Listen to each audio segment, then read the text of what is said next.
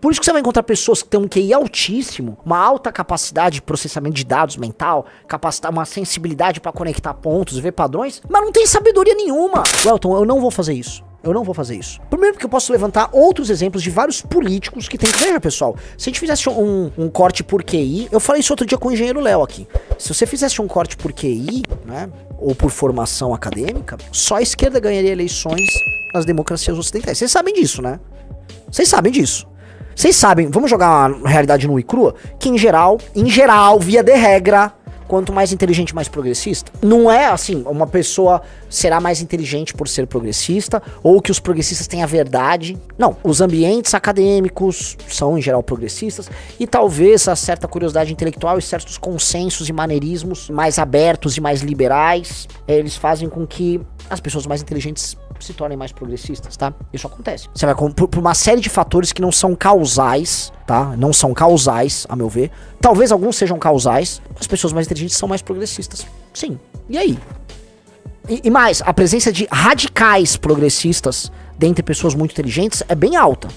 Se você fizesse um corte só com inteligente, a gente estaria na mão das gordas de cabelo azul, dos universitários de Harvard e de Princeton falando merda a dar com pau. E aí, né? Um cara, se for diplomado em exata, aí a direita conservadora ganha. Olha, cada vez menos, tá? Cada vez menos. Se você for na Poli, na faculdade de engenharia da USP hoje, o centro acadêmico é progressista, tem pautas progressistas na Poli. Tem. Você vai ter muita gente muito progressista. Na verdade, hoje, aparentemente, a maior parte da Poli na USP é assim. Soube que até a medicina, dificílima de passar, também é assim.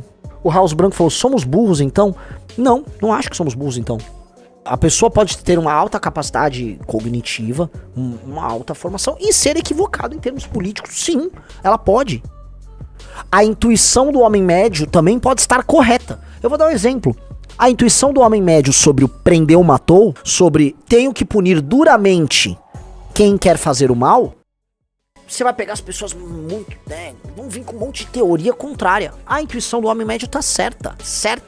Eu vou com a intuição dele e não vou com o academicismo e com as perversões. Porque essa pessoa inteligente, às vezes, ela vem com muitas abstrações pra provar algo que eventualmente é um erro de nascença. Isso acontece muito. A pessoa tem uma intuição, um trauma, um problema, ou ficou apaixonada por uma determinada doutrina, aí ela fica elucubrando e construindo teorias das mais diversas pra defender algo que, em essência, tá errado. O Castor Creations falou algo que é perfeito. Palmas pro Castor Creations. QI é diferente de sabedoria. QI é completamente diferente de sabedoria. Por isso que você vai encontrar pessoas que têm um QI altíssimo, uma alta capacidade de processamento de dados mental, uma sensibilidade pra conectar pontos, ver padrões, mas não tem sabedoria nenhuma. Sabedoria, no fim do dia, lógico que você vai ter uma correlação muito alta com sabedoria e QI. Então você vai encontrar. Mas assim, entre ter um QI altíssimo e pouca sabedoria, e ter muita sabedoria e um QI não tão alto, vai de sabedoria. Sabedoria, se eu for pensar assim, o que seria sabedoria? Sabedoria seria um acervo de experiências e de conhecimento, especialmente adquirido através da leitura, mas também através da música, dos filmes, do aprendizado em geral, e da experiência, da praxis na realidade, que se torna acervo na tua memória e que você aprende a utilizar ao longo da vida para tomar decisões. Isso é a sabedoria, certo? É uma definição renânica, pode ser que eu esteja até errado aqui, mas eu tendo a achar que essa é a definição de uma sabedoria. E esse acervo, ele é cumulativo, você vai acumulando ao longo da vida. Aí você vai adquirindo sabedoria. Por isso que sábio, quando você vai imaginar um sábio, você imagina um velho.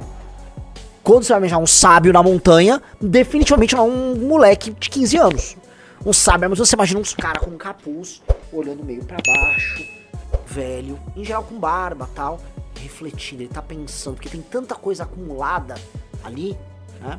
Então, a sabedoria é sobre isso, certo? Um cara pode ter um QI alto, mas uma quantidade de experiência acumulada menor, e vamos dizer, ele por alguma razão resolveu não ler, resolveu não viver e ter aquelas experiências, ele tem uma quantidade de experiência menor, então por mais que ele tenha uma capacidade alta de ver padrões, ele... não só de ver padrões, tá? De sentir a realidade ao redor dele e tal, interferir, ele não acumulou aquilo. Agora, quando você tem uma pessoa que tem um alto QI, né, essa sensibilidade aqui muito aguçada. E aí sim, curiosidade intelectual, experiência de vida, lê pra caralho. Puta, aí você tem um monstro. Eu li a biografia do Elon Musk, e uma coisa que conta do Elon Musk é, este cara, ele devorava livros na infância, ele leu Nietzsche antes da adolescência. Um cara que tá lendo filósofo, tá lendo, não parava de ler. Imagina, altíssima capacidade de processamento de dados, mas ele gerou, né? Imagina a quantidade de coisas que aquele cérebro dele consegue correlacionar. Imagina, é muita coisa, puta pariu, Aí é do cacete, né? Então vamos pensar o seguinte, se a sua sabedoria é uma biblioteca de experiências e de conhecimento que você acumulou, que ficam, e o nome dessa biblioteca é memória, né?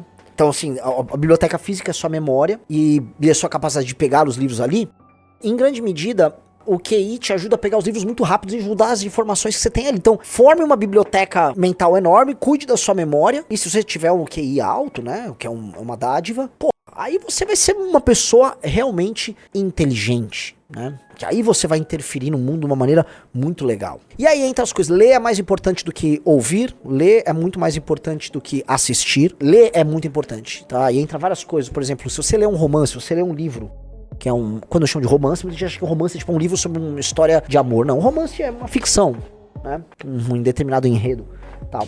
Lê aquilo, você vai imaginar os cenários na tua cabeça, né? Aí você pega os seus acervos de memória, você vai construindo histórias, aí você se vê nos personagens. Tem toda uma parada mental que vai te tornando muito complexo. Faça essas coisas, né? E lembre-se, né? Lá vou eu arrumar briga com a galera. Nós, pessoas conservadoras, tendemos a ser inimigos da inovação. E ficamos esteticamente restritos, desconfiados com a mudança, irritados com o novo. Um cara tava aqui bravo comigo, falou: Renan, ó, se eu fosse você, demitiria ser um marqueteiro, seu cabelo transmite um adolescente, você precisa cortar essa juba, pentear, isso transmite uma mensagem de adolescência, corta e penteia, pelo amor de Deus. Welton, eu não vou fazer isso. Primeiro porque eu posso levantar outros exemplos de vários políticos que têm cabelos bizarros. Milley ganhou a eleição agora, o cabelo dele é parte integrante da persona, Boris Johnson, vocês podem ir levantando mais um monte. Isso passa uma mensagem, que não é só adolescência, não conformidade, criatividade, são várias coisas que isso passa. Isso passa algo que sou eu não vou ser o cara que vou ficar engomadinho, eu não sou esse cara, caralho, eu não sou esse cara. Pode ser que pelo menos nesta fase da minha vida, que é uma fase muito criativa, eu não queira ser outra coisa, não pretendo ser, então não vou fazer isso. Só que a mentalidade conservadora do direitista, conformista, em grande medida, ela prende ele. Então, tem um elemento que volto a falar, que é uma relação dialética entre a busca pelo novo, pela ruptura, e a luta pela manutenção de uma determinada ordem, que é a tensão, né, que é no fundo, a gente pode falar uma tensão masculino-feminino, é um yin-yang que você tem aí, tá? Que é uma tensão central de tudo, né, e que acho que talvez seja a grande tensão do universo, sei lá. E que que pra mim é a base, a meu ver, de uma maneira muito rudimentar aqui, dos pensamentos políticos, né? A luta entre o risco e o risco versus a segurança, entre a manutenção da ordem, a busca pelo novo, a ruptura. Porque assim, se você for essencialmente conservador, você vai ficar mantendo determinadas ordens, né? Se você quer romper com uma determinada ordem porque ela é injusta, você vai precisar, em alguma medida, ser um inovador e ser um quase revolucionário. Na lógica brasileira, se eu tratar como ser conservador, eu conservar as instituições e a forma de ser do brasileiro que deu nisso, o que a gente propõe é revolucionário, certo? É inovador, né? Gostou desse corte? Comente aqui embaixo. Não se esqueça de deixar o seu like, se inscrever no canal e ativar o sininho para receber todos os vídeos.